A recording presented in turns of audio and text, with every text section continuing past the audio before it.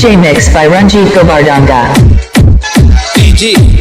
Check কর ঠিক করে চেক কর কোন স্পিকার যেন কোনো গন্ডগোল না থাকে। কোনো গন্ডগোল নাই বস, সব ওকে আছে।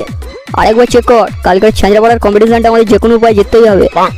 কোনো চাপ নিও না বস, কালকের কম্পিটিশনটা আমরা ফুল মেরে জিতে যাবো। আরে আমাদের সাউন্ডের সামনে কেউ দাঁড়াতেই পারবে না। তাই বলেছিস বাবা, শুনলে হবে, খরচা আছে। আমরা বললাম বালেশ্বর সাউন্ড, আমাদের সাউন্ডের সামনে দাঁড়াতে পারে এমন সাউন্ড অপারেটর আজ পর্যন্ত জন্মায়নি। সবাইকে বিট মেরে উড়িয়ে দেবো সালা। আচ্ছা এবার ভালো ভালো বেসটা পুরো হাই করে দেবো, দেখি কিরকম বাজছে শুনি। হ্যাঁ পুরো হাই করে দেবো, কিন্তু বস পাশের বাড়ির লোকজন কিছু বলবে না তো? আরে না কেউ কিছু বলবে না, তুই বাড়া। ঠিক আছে বাড়াচ্ছি তাহলে। হ্যাঁ বাড়া বাড়া, একদম ফুল করে দে। দলগুলো শান্তিতে একটু বসতেও যাবে না রে। সকালবেলা কান্নাটা খাওয়া আরম্ভ করে গেছে না, আজ ওর একটা হেসতে নাচতে আমি করেই ছাড়বো। আরে এই হাতে ছাড়ার দল, তোরা কি ঠিক করে নিজের মানুষেরা শান্তিতে বাঁচতে দিবি না? হ্যাঁ শব্দ দূষণ বলে তো একটা জিনিস আছে নাকি?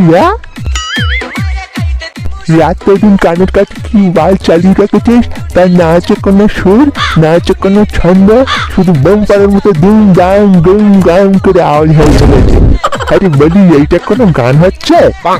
এই একটা গানের ছেড়ি, বন্ধ কর বলছি, এক্ষুনি বন্ধ কর।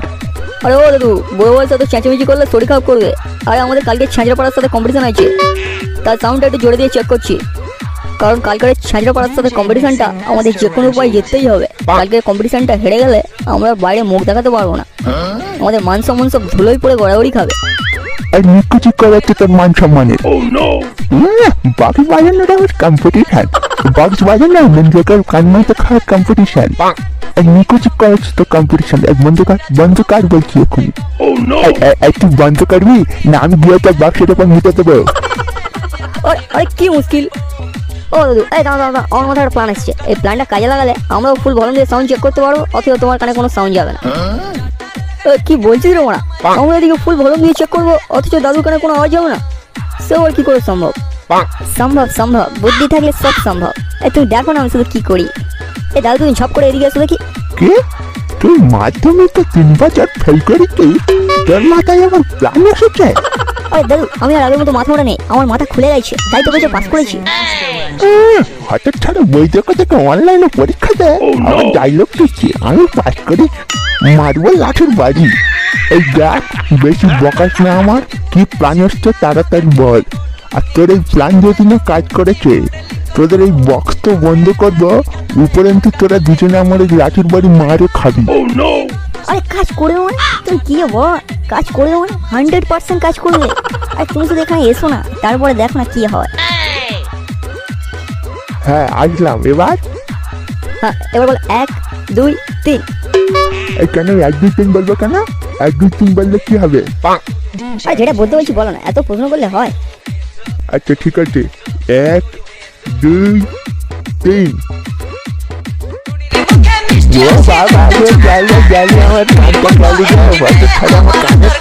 ফাটিয়ে দিল রে।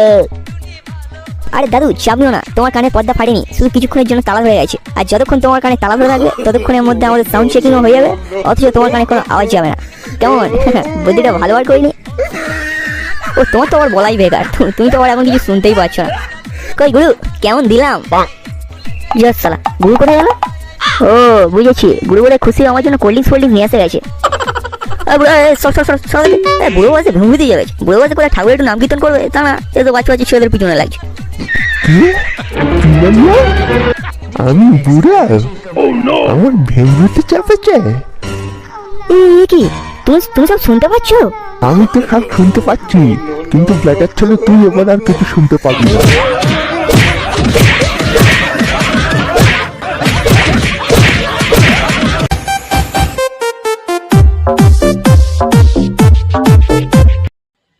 গাইজ ভিডিওটা যদি ভালো লাগে চ্যানেলটাকে সাবস্ক্রাইব করে একটা লাইক করে দিও।